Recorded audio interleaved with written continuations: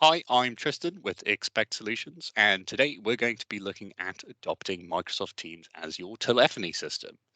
So, ever since working from home became the norm, we've seen the number of people using Teams grow exponentially to 170 million daily active users.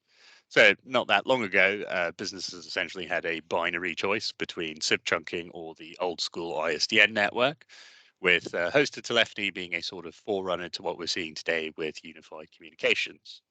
So there's a number of things you need to take into consideration when looking at adopting what is known as direct routing for your Microsoft Teams. But your key consideration should be where the SBC sits, or Session Border Controller. Now, given that Teams is a cloud application and it needs to connect the cloud to the PSTN network, this is where the SBC comes in.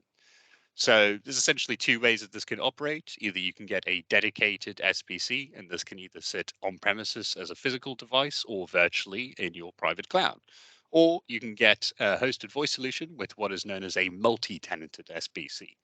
So there's pros and cons to either method, but hosted voice solutions generally pretty plug and play, and they can be scaled quite easily on a per user basis, but they're a little bit limited in their features. And one thing we keep seeing is the requirement for compliant voice recording.